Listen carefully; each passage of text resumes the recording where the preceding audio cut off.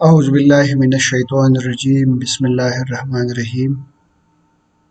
Dear student, we start the chapter number first, cell structure and function.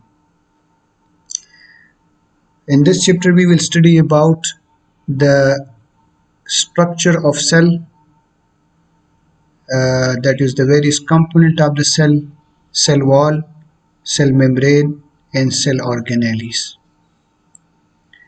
And the function of various cell organelles.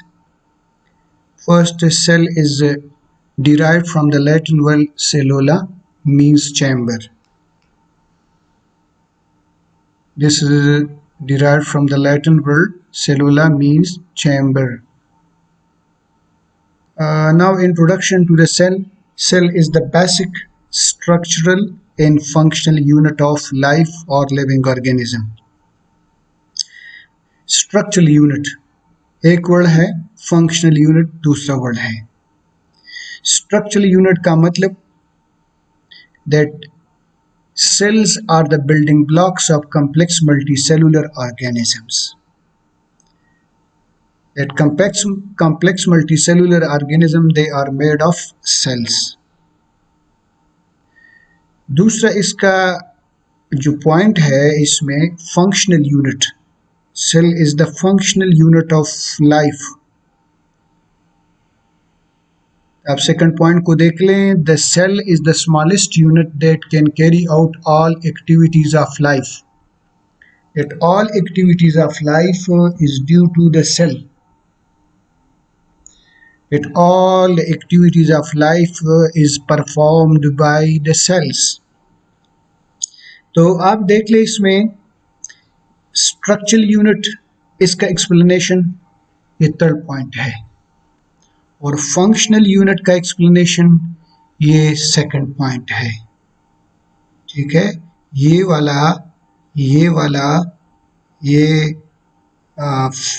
Structural unit का explanation है, और ये वाला that cell is the smallest unit that can carry out all activities of life, ये functional unit का explanation है. Next देख लें. Next modern cell theory.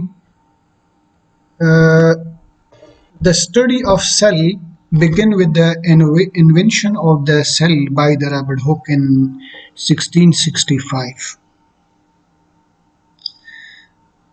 He published it in his famous publication Micrographia. He took a cork and studied under his simple microscope and found empty chambers in it. These chambers were called the cell. देख लें, पहले मैंने आपको जो बताया कि cell is derived from the Latin word cellula, means chamber. तो first of all Robert Hooke ने 1665 में कार्क, ये प्लांट है जिसको कहते हैं शाहबलूत, एक प्लांट है, इसकी सेल, इसकी एक पोर्शन लिया, इसको कार्क सेल कहते हैं, कार्क पोर्शन कहते हैं, कार्क कहते हैं, और इसको उन्होंने स्टडी किया माइक्रोस्कोप में. तो उन्होंने चेम्बर्स देखे इसमें, और इस चेम्बर को उन्होंने सेलुला का नाम दिया, और इस वर्क को उन्होंने एक क्या है जर्नल माइक्रोग्राफिया, इसमें पब्लिश किया. अभी आप समझ गए कि सेलुला मींस चेम्बर, और चेम्बर ये नाम उन्होंने दिया था कि किसने, रॉबर्ट हुक ने दिया था. इसके बाद है main points of cell theory. Cell theory was first of all proposed by the German botanist Schleiden in 1838 and zoologist Theodor Schwann in 1839.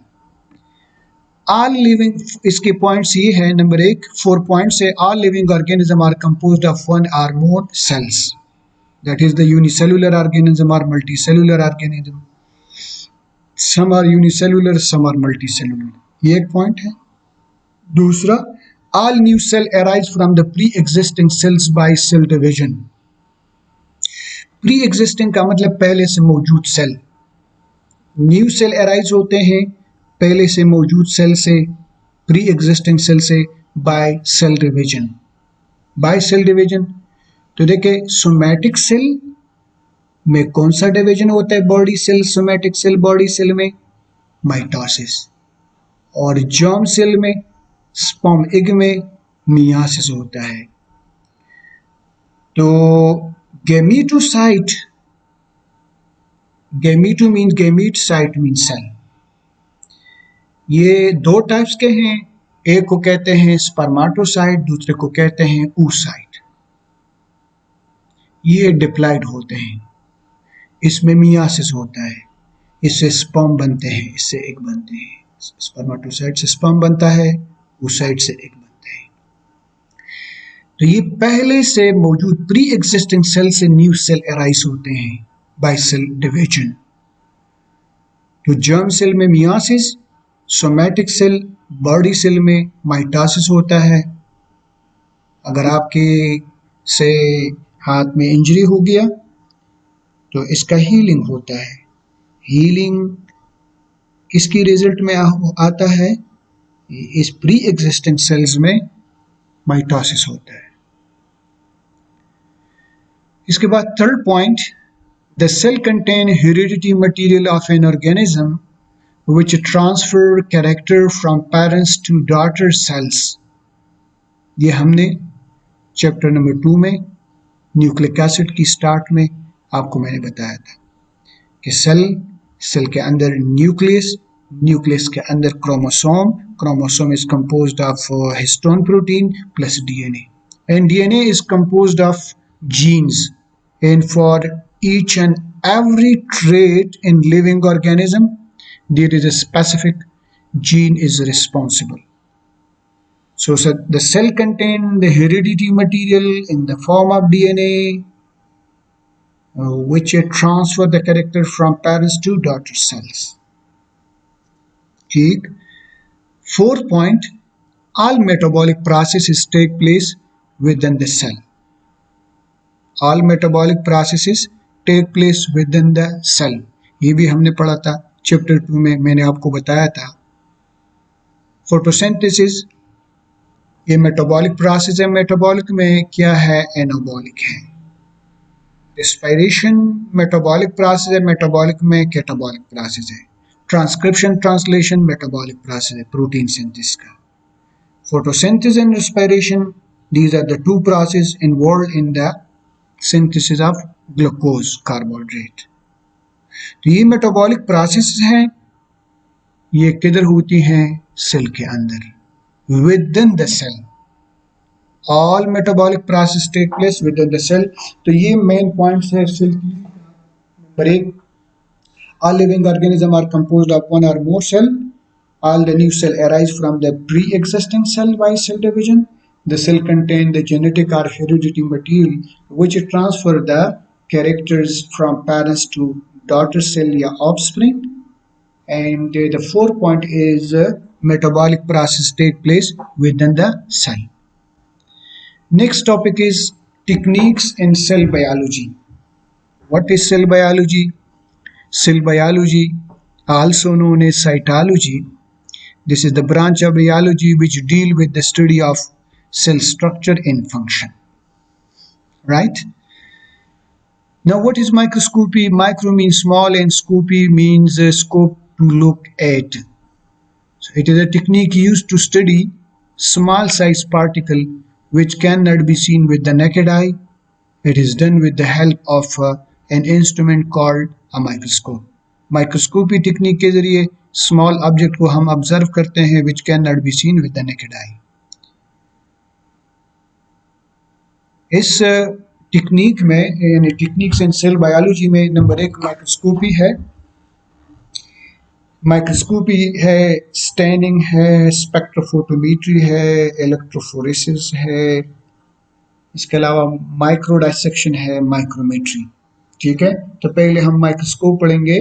Types of microscope, simple microscope, it is similar to magnifying glass which has only one convex lens. Simple magnifying glass आपने laboratory में देखा होगा। Compound microscope, as the name indicate, it consists of two lens system एक जो आई के करीब होता है आई पीस और दूसरा जो ऑप्टिक के करीब होता है इसको ऑब्जेक्टिव लेंस कहते हैं। तीसरा जो है इलेक्ट्रॉन माइक्रोस्कोप है। It is a type of microscope which uses a beam of electrons, और इसमें दो टाइप्स है फर्दर, एक है टिम, दूसरा है SEM. TEM transmission electron microscope, दूसरा है सिम स्कैनिंग इलेक्ट्रॉन माइक्रोस्कोप। अभी दोनों में क्या डिफरेंस है? Transmission electron microscope provide detail, इससे हम क्या करते हैं, इंटरनल स्टडी करते हैं एक ऑब्जेक्ट की, क्या anatomical study. The TEM provide a 2 dimensional picture हमें प्रोवाइड करते हैं। दूसरा पॉइंट।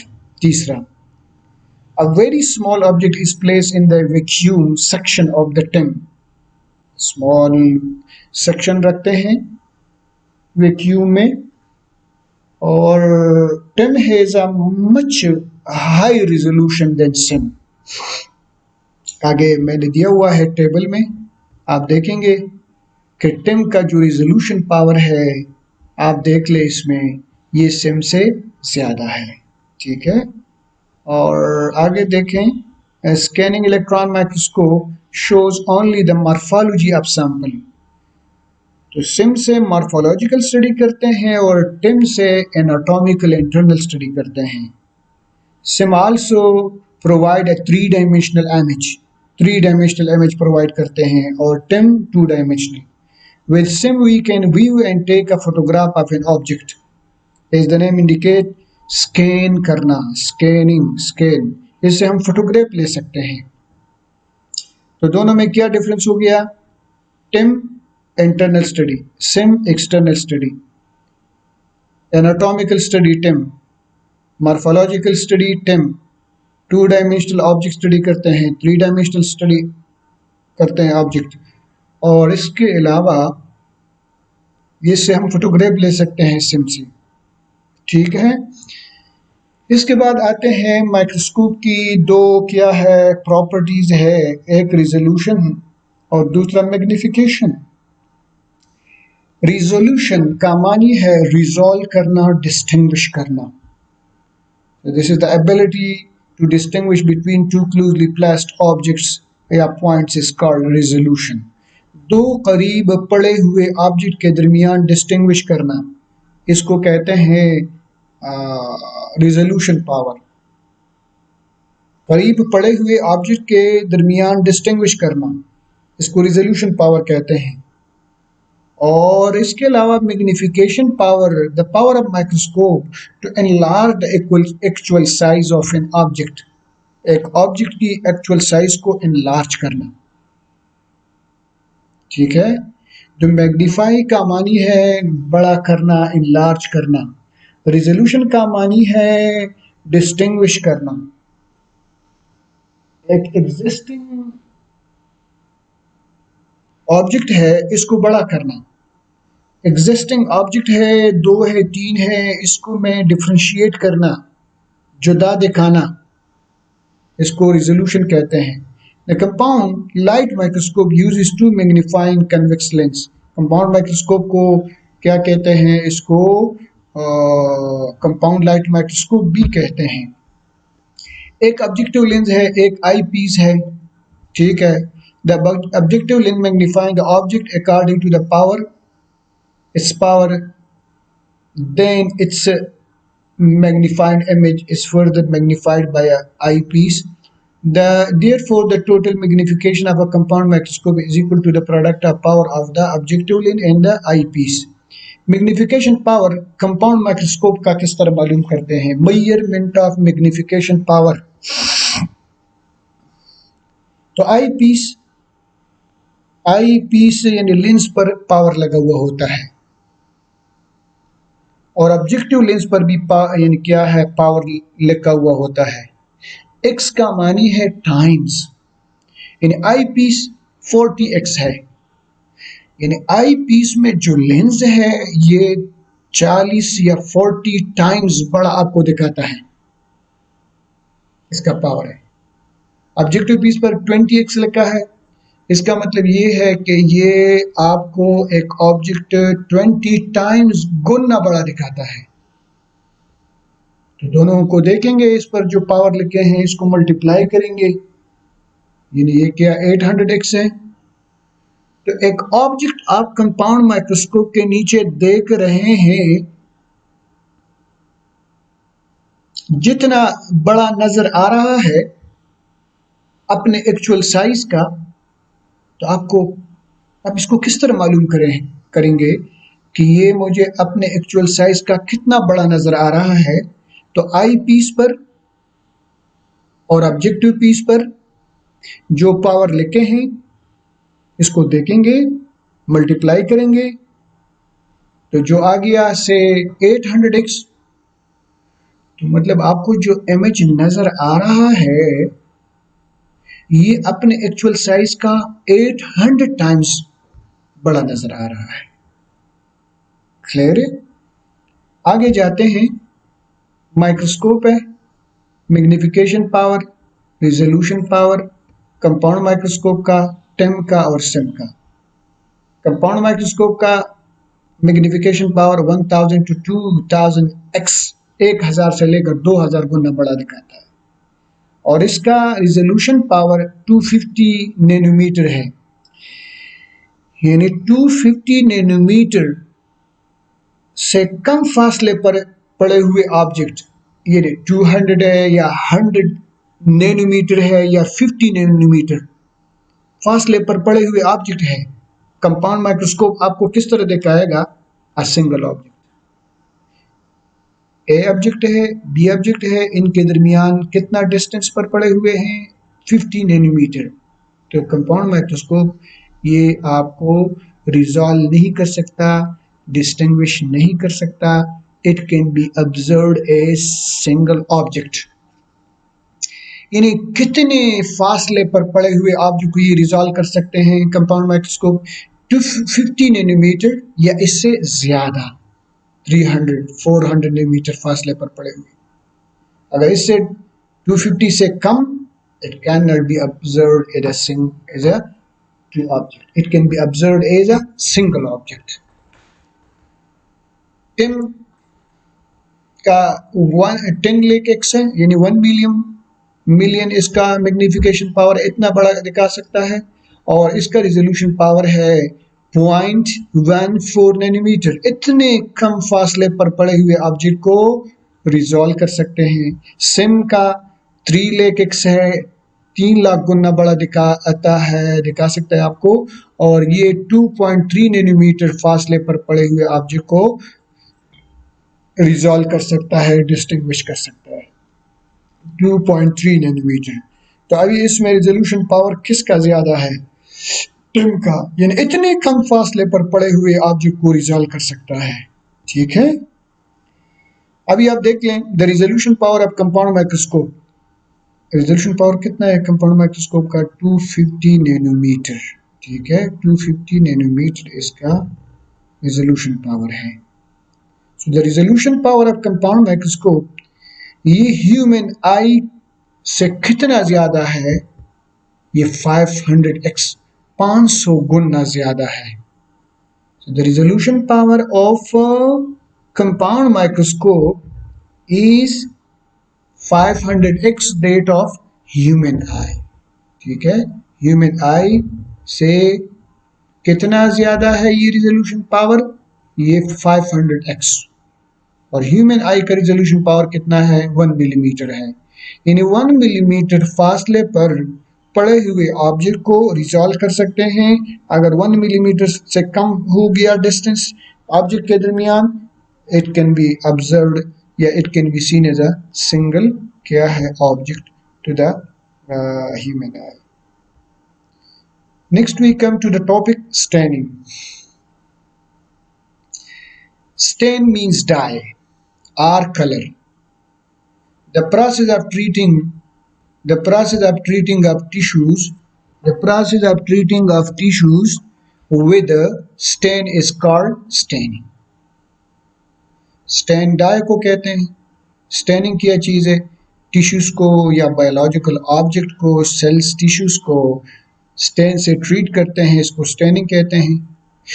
ये क्यों करते हैं? ये इसलिए करते हैं, most of the biological substances, cells और tissue are transparent in structure. अगर आप रूट का ट्रांसवर्स सेक्शन ले ले, स्टेम का ले ले, लीफ का ले ले, ये ट्रांसपेरेंट होते हैं।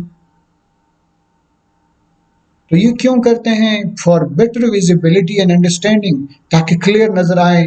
Different stains are used to colour the biological substances. मुख्तलिफ किस्म के टिश्यूज यूज कर यानी स्टेन यूज करते हैं ताकि विजिबल हो जाए। ठीक है, तो इसके बाद वाइटल स्टेन किया है। Those stain which are use in low concentration are non toxic are called vital stain. For example methylene blue and neutral red safranin. इधर देखें, वाइटल स्टेन किसको कहते हैं? Vital stain, those stain which use in low concentration. कहने का मतलब ये है कि अगर आप 5 ग्राम इसका ले लें स्टेन का, 100 ml अल्कोहल में डिजॉल्व कर लें, 10 ग्राम ले 100 ml अल्कोहल में, 15 ग्राम ले 100 ml अल्कोहल में, तो कौन सा ज्यादा कंसंट्रेटेड हो गया? 15 ml और 15 ग्राम वाला। कौन सा कम कंसंट्रेट है? 5 ग्राम वाला। कहने का मतलब ये है कि वाइटल स्टेन इसको कहते हैं जो लो कंसंट्रेशन में हो।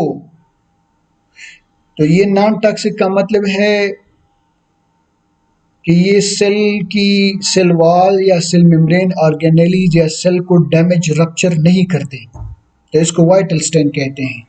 समझ गए? स्टेनिंग क्यों करते हैं? Why we do staining? Because most of the biological tissues or biological substances are transparent. For better visibility and understanding, they are treated with different tissues. Vital stain किसको कहते हैं? Those stain which are used in low concentration are non-toxic. And such stains are known as vital stain. For example, methylene blue and saffronine, जिसको commonly क्या कहते हैं? Neutral red कहते हैं। When two or more stain are used, the second one is known as counter stain या differential stain इसको कहते हैं। तो आगे हैं types of staining based on the number of stain used. Number of stain used. Simple stain. When just one stain is used during staining, it is known as simple stain. जब एक use किए जाए, for example आपने transverse section root का लिया, stem का लिया, इस पर आपने मिथाइलिन ब्लू का एक ड्रॉप डाला, तो इसको सिंपल स्टेन कहते हैं। इसके बाद डिफरेंशियल या counter stain. When two stain are used simultaneously in the same process, the second stain is called counter stain या डिफरेंशियल स्टेन।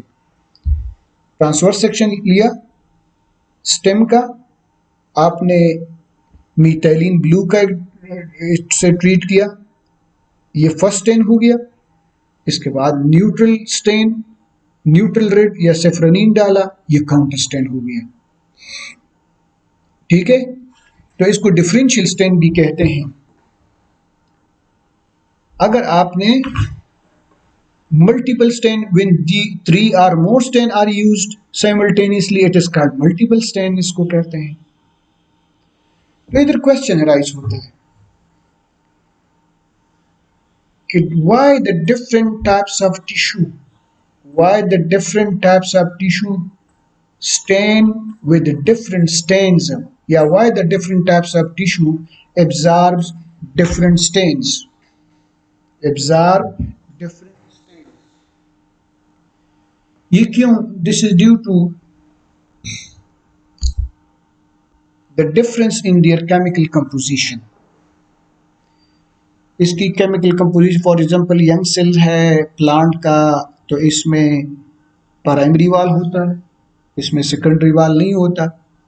अगर आप इसको स्टेन से ट्रीट कर ले, एक स्टेन लेगा, और अगर आप क्या कर ले मेचेवर्स यानी ट्रांसवर्स सेक्शन ले मेचेवर्स टिश्यूज का या स्टेम का, ये डिफरेंट कलर देगा क्योंकि सेकेंडरी वाल में लिग्निन होता है। या अगर आप देख लें स्टेम में एपिडर्मिस है, हाइपोडर्मिस है, कॉर्टेक्स है, एंडोडर्मिस है, पेरिसाइकल है, जाइलम है, फ्लोएम है। तो इसको डिफरेंट स्टेन से ट्रीट करते हैं, different cells different stain absorb करते हैं। ये क्यों? क्योंकि हर एक यानी क्या एपिडर्मिस, हाइपोडर्मिस, कॉर्टेक्स है, एंडोडर्मिस, पेरिसाइकल, जाइलम, फ्लोएम, हर एक का केमिकल कंपोजिशन या स्ट्रक्चर डिफरेंट होता है दूसरे से। इसी वजह से ये डिफरेंट स्टेन एब्जॉर्ब करते हैं। इसमें डिफरेंट कंपाउंड यानी क्या होते हैं, कंपाउंड्स होते हैं, मॉलिक्यूल होते हैं। ये डिफरेंट मॉलिक्यूल डिफरेंट स्टेन के साथ बॉन्ड बनाते हैं, यानी इसको एब्जॉर्ब करते हैं। यही वजह है, ठीक है, why the different stains absorb different stain, different tissue absorb different stain. This is due to the difference in their chemical composition. तो types of staining, simple stain एक स्टेन यूज करते हैं, डिफरेंशियल स्टेन दो use करते हैं, multiple stand ज्यादा use करते हैं। बेसिक टाइप्स इसकी है टेम्परेरी स्टेन और permanent stain. Temporary stain it can be easily removed. अगर आपने मीथाइलिन ब्लू लिया, टिश्यूज पर डाला, इसके बाद अल्कोहल से ट्रीट किया ऑर्गेनिक सॉल्वेंट से, ये रिमूव हो जाएगा। इसको कहते हैं टेम्परेरी स्टेन। और दूसरा permanent stain which can not be removed from the tissues, right. अगर आप इसको ऑर्गेनिक सॉल्वेंट से ट्रीट कर ले, it can not be removed easily. Further list of, आपके बुक में लिखा है profile of stains. Profile of stains, तो एक है प्रोफाइल का मानी है लिस्ट, परमानेंट स्टेन्स और टेम्परेरी स्टेन्स। आप देखें, आपने इसको गोटा रटा करनी है ऑब्जेक्टिव के लिए। स्टेन्स एक है aniline blue, borax carmine, eosin, Feulgen stain, Leishman stain, methylene blue, safranin. Temporary stains में aniline sulphate, iodine solution, Schultz solution, Schultz solution में क्लोरीन, जिंक और आयोडीन है। हाँ जी, देखें एनिलीन ब्लू, फाइनल कलर कौन सा रहता है? Blue colour, suitable for fungal hyphae and spore. मैंने आपसे बात की थी पहले क्लास में कि एक सेंटेंस को जब आप राइट से लेफ्ट से राइट रीड कर लें तो राइट से लेफ्ट भी रीड कर लें। कहने का मतलब ये है कि ये ऑब्जेक्टिव है और इसको डिफरेंट एंगल से क्या आपने स्टडी करना है। से aniline blue is use for staining of which one of the following? Fungal hyphae, A B C D, fungal spores, A B C D, fungal spores. For staining the fungal hyphae, which one of the following stain is used? Aniline blue. Borax carmine, it gave pink color. Nuclei के लिए use होता है Obelia colony. Obelia colony ये coelenterate है, आप chapter number 9 में देख लें। ओबेलिया कॉलोनी पेपर में आ गया। ऑब्जेक्टिव है for staining the Obelia colony which one of the following stain is used? Borax carmine. Borax carmine is used for staining of which one of the following? Obelia colony. Obelia colony. Usain pink या red colour देते हैं cytoplasm cellulose को stand करने के लिए। इसी तरह fusion stain red purple colour देते हैं DNA chromosome during cell division. During cell division यहाँ पे आपको एक दो ऑब्जेक्टिव बताता हूँ। एट विच स्टेज या during which time the chromosome can be easily observed during cell division. During cell division कौन से स्टेज में? मेटाफेज में। मेटाफेज याद रखें, मेटाफेज में chromosome can be easily observed. Metaphase. तो क्रोमोसोम विजिबल हो गया डीएनए, तो fusion stain is used. Leishman stand for blood cells, Leishman stain. For staining blood cell, which one of the following stain is used? Leishman stain. Methylene blue, nuclei की stand करने के लिए. Safranin, nuclei के लिए. Lignin, जो कि secondary वाल में होता है इन प्लांट टिश्यूज. इसके बाद है एनिलीन सल्फेट, येलो कलर देते हैं. It is use for staining the lignin.